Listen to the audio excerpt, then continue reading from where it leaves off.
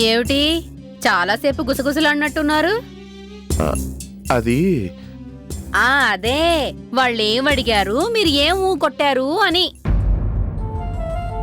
అంటే వాళ్ళు కట్నాలు లాంఛనాలు అడగలేదు కానీ కానీ పిల్ల పేరు మీద ఏం పెడతారు అని అడిగారు. ఆహా, దానికి మీ బావగారేం సెలవిచ్చారో? అడిగేది మిమ్మల్నే, చెప్పరేంటండి?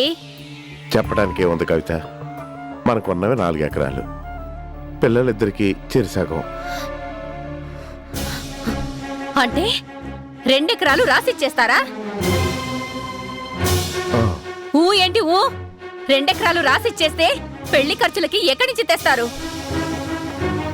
ఎక్కడో అక్కడ తల తాకట్టు పెట్టేనే తెస్తాను.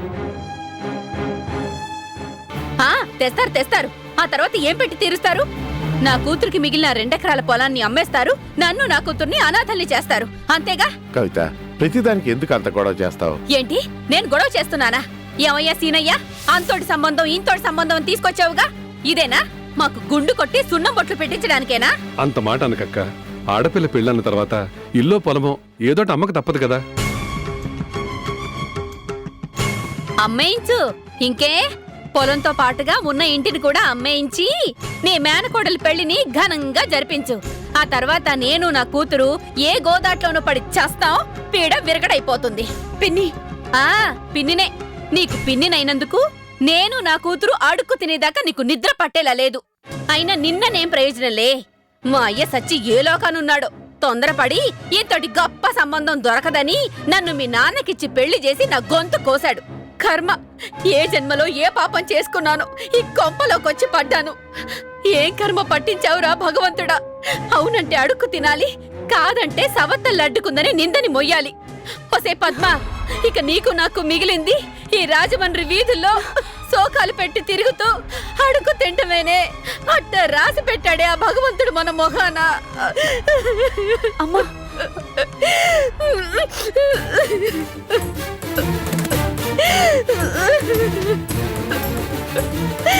ఎంత కర్మ పట్టిందిరా దేవుడా.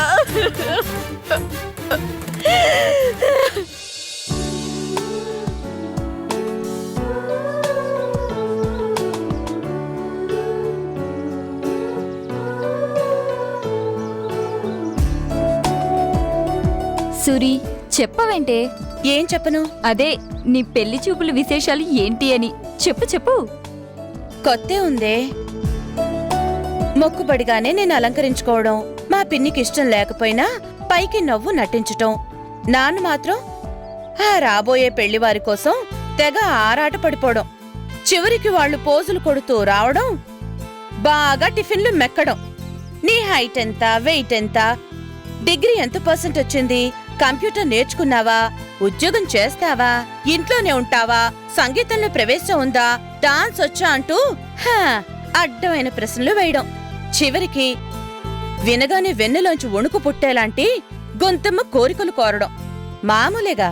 అబ్బా, అయిపోయిన వాటి గురించి ఎందుకే, లేటెస్ట్ గా జరిగిన తాజా పెళ్లి చూపుల గురించి చెప్పు. హీరో అదే పెళ్లికొడుకు ఎలా ఉన్నాడు? హ్యాండ్సమేనా? అంత లేదు గాని ఓ మోస్తరుగా బానే ఉన్నాడు. వావ్, అయితే బాగున్నట్టే. నిన్ను చూసి గురుడు ఫ్లాట్ అయిపోయాడా? అపర్ణ, చెప్పవే, నా దగ్గర మొహమాటం ఎందుకు? నచ్చాడా?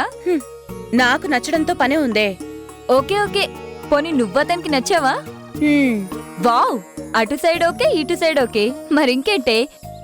జామ్ అంటూ హుషారుగా ఉండక అలా డల్గా ఉన్నావేంటే? ఈ పెళ్లి జరగటం నువ్వనుకున్నంత ఈజీ కాదే. ఓ, అర్థమైంది. కట్నం గురించేనా? ఎంత అడిగారేంటి? 2 ఎకరాల పొలం పెళ్లికి ముందే రాసిచ్చేయాలట. మరి మీ నాన్నగారేమన్నారు? పాపం నాన్న, ఇవ్వాలనుకున్నా మా పిన్ని పడినిస్తేగా. 600 సరే పొలం అమ్మడానికి వీల్లేదని గొడవ చేసింది. నాన్నని అనరాని మాటలంది, తన నోటికొచ్చినట్టు తిట్టిపోసింది. మీ పిన్ని గయ్యాల్తనం గురించి కొత్తగా చెప్పేదేముందిలే. అయినా నాకు తెలియక అడుగుతాను, మీ నాన్నగారు మీ పిన్నికి అంతగా భయపడ్డవేంటే అసహ్యంగా? అపర్ణ, దయచేసి మా నాన్నగారినేమీ అనొద్దు. ఐఎమ్ సారీ, నీ పరిస్థితి చూసి తట్టుకోలేక అలా అన్నాను. అపర్ణ, మా నాన్న చెడ్డవాడు కాదు, చేతగానివాడు అంతే. ఆయన్ని చూస్తే నాకు జాలేస్తుందే తప్ప కోపం రాదు. రెండో పెళ్లి చేసుకున్న చాలా మంది మగవాళ్ళు అంతే కాబోలు. పోనీ ఇప్పట్లో పెళ్లి కుదిరే అవకాశం లేకపోతే కొన్నాళ్ళ పాటు ఏదైనా ఉద్యోగం చేస్తానని మీ పిన్నికి చెప్పు. ఉహుం, ఒప్పుకోదు. ఏ అంటే అంతే. ఉద్యోగం చేస్తే ఆర్థికంగా నా కాళ్ళ మీద నేను నిలబడితే ఎక్కడ నేను తనకి ఎదురు తిరుగుతానోనని భయం. ఇది మరీ బాగుందే.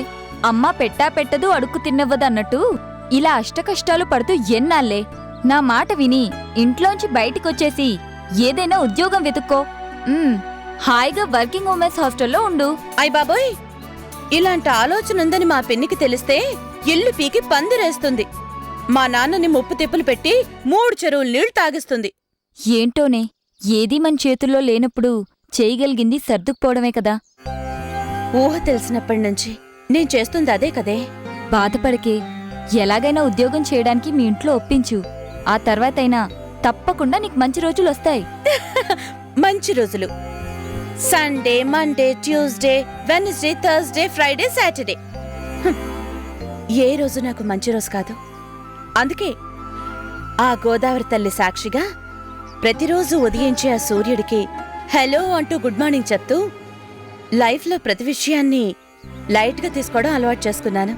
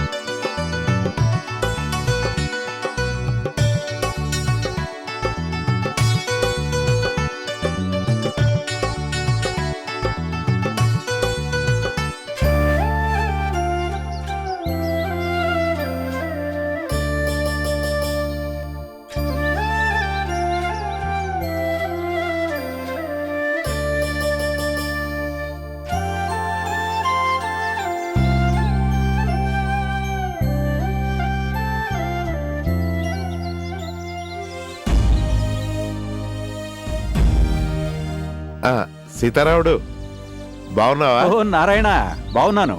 ఏంటి విశేషం? ఏంటో చెప్పు. నీతో చిన్న పని పడిందిరా. నీ వాలకం చూసినప్పుడే అనుకున్నాను.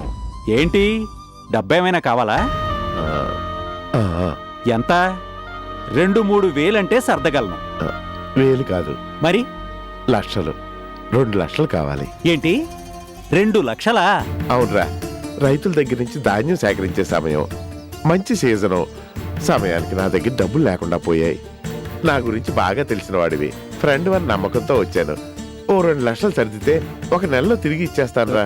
నారాయణ, నీ పరిస్థితి నాకు తెలుసు. ఏదో 10 పరకో అంటే సర్దగలను గాని ఏకంగా 2 లక్షలంటే నా వల్ల కాదు. ఏమీ అనుకోకు. అదేంట్రా, నీ మీద ఎంతో ఆశ పెట్టుకుని వచ్చాను. చూడు నారాయణ, నా దగ్గరుంటే ఇవ్వను. ఇదిగో చూస్తూనే ఉన్నావు కదా, ఈ ఏడాది అరటి దిగుబడి ఎక్కువై మార్కెట్ ధర పూర్తిగా పడిపోయింది. లాభం సంగతి దేవుడెరుగు. పెట్టిన పెట్టుబడి తిరిగి వస్తే చాలు అన్నట్టుంది వ్యాపారం. అంతేరా, సర్లేరా. రేయ్ నారాయణ, ఆ? ఒక్క మాట. పెట్టలేకపోయినా పెట్టగలిగే అమ్మ పేరు చెప్పాలి అన్నారు. అక్కడ నామాలు అని ఒకతను ఉంటాడు. ఓ పేరు చెప్తాను, అక్కడికి వెళ్ళి అడుగు. తప్పకుండా నీ పని అయిపోతుంది. చాలా థ్యాంక్స్ రా. చెప్పు, ఎక్కడికి వెళ్ళినావు? ఇంకెక్కడికి? 2 లక్షలు కాదు, 20 లక్షలు కావాలన్నా ఓ గంటలో ఏర్పాటు చేయగల వ్యక్తి రుద్ర ఒక్కడే. రుద్రానా? రుద్రానా అని అడుగుతావేంటి? రాజమండ్రిలో రుద్రరాజు పేరు తెలియని వాళ్ళు ఎవ్వరూ ఉండరు, నువ్వు తప్ప. నా సంగతి తెలుసు కదా, నాకు నా పని నా ఇల్లు తప్పించి వేరే యావే ఉండదు. అందుకే నీ మీద జాలేసి ఈ సలహా చెప్పేది. ఆ రుద్ర ఇంటికెళ్ళి అక్కడ నామాలు అని ఒకతను ఉంటాడు, తనతో సీతారాముడు పంపించాడు అని చెప్పు. క్షణాల్లో నీ పని అయిపోతుంది. చాలా థ్యాంక్స్ రా, గట్టెక్కించే మార్గం చెప్పావు. ఇంతకీ ఆ రుద్ర ఇల్లు ఎక్కడా?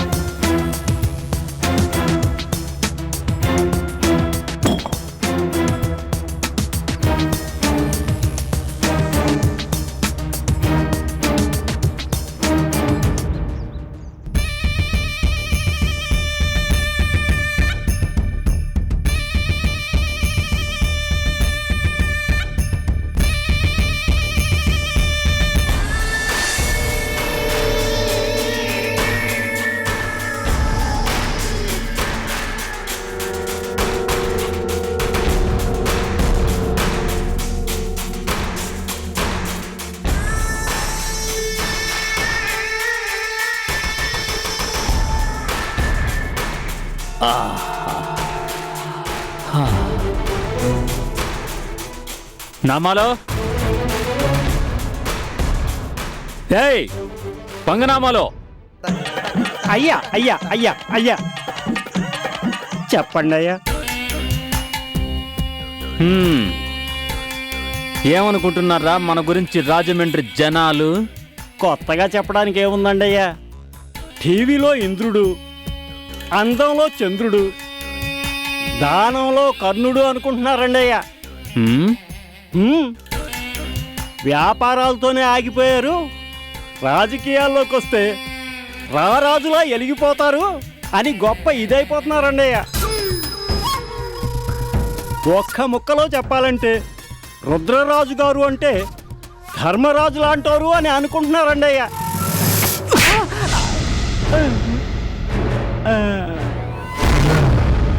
అయ్యా ఇదేంటండి అయ్యా, ఎవరైనా సరే మెచ్చుకుంటే మురిసిపోతారు, పొగిడితే శభాష్ అంటారు. మరి తమరేంటండి అయ్యా ఇలా కొట్టారు? రేయ్, వెనక తిట్టుకునే వాళ్ళకంటే ముందు పొగిడే వాళ్ళంటేనే నాకు నచ్చదు. మరి పొగడ్తంటే అగడతారా, పడిపోతావురా అనేవాడు మా అయ్యా.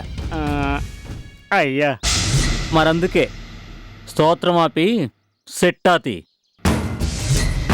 లాభ నష్టాల లెక్క చెప్పు. అమ్మమ్మమ్మమ్మ, ఎంత మాట! తమరికి నష్టాలే?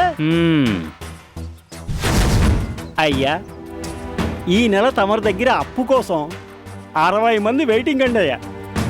20 మందికి శాంక్షన్ అయిందయ్యా, ఇంకో 40 మంది వెయిటింగ్లో ఉన్నారండి అయ్యా, క్యూలో. ఇకపోతే నెల నెలా వడ్డీ కట్టేవాళ్ళు తల తాకట్టు పెట్టైనా సరే క్రమం తప్పకుండా కట్టేస్తున్నారండి అయ్యా, ఒక్కడు తప్ప. ఎవడాడు? ఈడిగాడేగా. అయ్యా, ఈ సంగతి తమరికి ఎట్టా తెలిసిందని అడగమాకు. సిట్టా నీ చేతిలో ఉంటే అప్పు తీసుకున్నోళ్ళ ముఖాలు ఇక్కడుంటాయన్నమాట. అయ్యా, మరి వాడి బాకీ బాకీ ఎట్టా వసూలు చేయాలో చెప్పను, చూపిస్తా.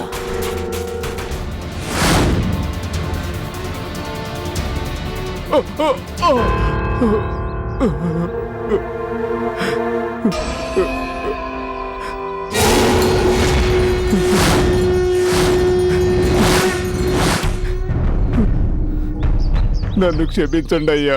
ఎరా ఈరిగా బాకీ తీర్చమంటే ఏటో అన్నావంటగా. అయ్యా అయ్యా ఎరా నేను యమధర్మరాజునా? జలగలాగా నీ రక్తం పిండేస్తున్నానా? లేదయ్యా. ఎరా నీ కాడికొచ్చి అయ్యా వడ్డీకి డబ్బులు ఎట్టుకెళ్ళు అని నీ గుడిసె తలుపు తట్టి నేను అడిగానా? లేదుగా. మరంటే నువ్వే నా కాడికొచ్చి నా కాళ్ళు పట్టుకొని, అయ్యా నువ్వు ధర్మరాజువి, నా ఆడది సావు బతుకుల మధ్య ఉంది, నువ్వే కాపాడాలని దండమెట్టి డబ్బులు ఎట్టుకెళ్ళావా? అవునయ్యా. మరి బాకీ తీర్చమంటే ధర్మరాజు కాస్త యమధర్మరాజు ఎలా అయ్యాడ్రా? ఈ రుద్రరాజు అసలు ఇవ్వడం ఆలస్యమైన ఊరుకుంటాడు, కానీ వడ్డీ ఇవ్వడం వారం లేటైనా ఏం చేస్తాడో తెలుసా?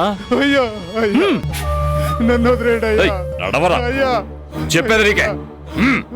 అయ్యా నన్ను క్షమించండి అయ్యా. అయ్యా ఒక్క అవకాశం ఇప్పించండి అయ్యా. అయ్యా మీకు దండం పెడతారయ్యా. ఆ అనే అరుస్తాది కోడి కోసేటప్పుడు, మరి కూర వండుకోకుండా ఉంటావా? మే మే మే మే మే అంటది మేక. మెడ మీద ఏడు పడేటప్పుడు మరి బిర్యానీ వండుకోకుండా ఉంటావా? ఎరా ఇహ వీడైపోయినట్టే. వీరిగడి బతుకు కుడితిలో పడ్డ ఎలకే మరి. రే నామాలు, ఆ, చెప్పండి అయ్యా. ఏంట్రా డౌట్గా చూస్తున్నావు? హ, పర్లేదు చెప్పరా. అదండి అయ్యా. మ్. అది ఆ వీడు కోడి కాదు మేక కాదు, వీడిని గుంజ కట్టేస్తే వడ్డీ డబ్బులు వసూలు చేసేది ఎట్టా అని నీ ఎదవ డౌట్, అంతేనా? అంతేనండి అయ్యా. రే ఇప్పుడు లైట్ కావాలనుకోరా, బల్బు నట్టుకుంటావా? లేదండి అయ్యా, స్విచ్ నొక్కుతాం. అది ఈరిగాడు స్విచ్ అన్నమాట. ఇక్కడ స్విచ్ నొక్కితే అయ్యా అయ్యా అయ్యా అయ్యా చూసావా ఎలా ఎలుగొచ్చిందో? అయ్యా నీ కాళ్ళు అట్టుకుంటాను, నీ చేతులెత్తి దండం పెడతానయ్యా. నా భర్తని ఏం చేయమాకండి అయ్యా. ఓసే నూకాలు, నీ భర్త మీద నీకంత ప్రేమ ఉంటే అడగ్గానే వడ్డీ డబ్బుల మొహాన్ని కొట్టేయచ్చు కదే, కథ దూరం వచ్చేది కాదు కదా. తప్పైపోయినాదయ్యా. ఉన్న డబ్బులన్నీ నా రోగానికే ఖర్చు అయిపోయినాయి. నేను నా మామ కడుపు నిండా తిని 4 రోజులైంది, అందుకే. అయ్యయ్యయ్యో ఎంత కష్టం వచ్చిందే మీకు. మమ్మల్ని నమ్మండి అయ్యా, మా కాడ నిజంగానే డబ్బులు లేవు. ఏటి నూకలు నిజంగానే? సత్య ప్రమాణకంగా అయ్యా. హా, అబద్ధాలు ఆడకే. డబ్బులు లేకపోతేనే నీ మెళ్ళో సొమ్ముందిగా.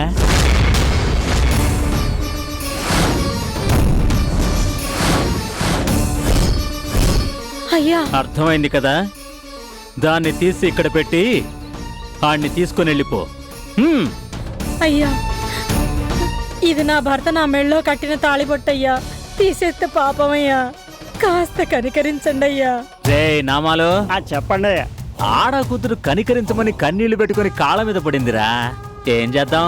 ధర్మరాజులు తమరికి ఏది కరెక్ట్ అనిపిస్తే అదే చేయండి అయ్యా. హ్మ్. రేయ్ నూకాలు, ఆడి చేత ఈటి మీద చిన్న ఏలు ముద్ర వేయించి. ఏటి అలా చూసేస్తున్నావు? ఈ పత్రాలు ఏటనా? నా బాకీ కింద నీ గుడిసెను నాకు అమ్మేస్తున్నట్టు పత్రాలన్నమాట. అయ్యా హ్మ్. ఆలోచించుకోవడానికి టైం లేదు. మెళ్ళలోంచి తాళన్నా తీయాలా, వీటి మీద చిన్న ఏలు ముద్రన వేయించాలా. 3 అంకెలు లెక్క పెడతాను. 1 2. మావా పోతే పోనీ ఏలి ముద్ర వేసేయి మావా. నూకాలు నీకంటే ఏది ఎక్కువ కాదు మావా, ఏలి ముద్ర వేసేయి మావా, వేసేయి మావా. నేను చెప్తున్నాను కదా మావా, వేసేయి. నా మాట ఇన్ను మావా, ఏలి ముద్ర అది వేసేయి. కాదు నూకాలు. గుడిసి పోతే పోయింది నా మావా, మాట నువ్వు వినవే. చల్లగుండాలి వద్దే. మావా. వద్దు నువ్వు నూకాలు. బాగుంటే అంతే చాలు వద్దు. మావా. ఏలి ముద్ర వేస్తాడా ఫినిషింగ్ చెప్పనా?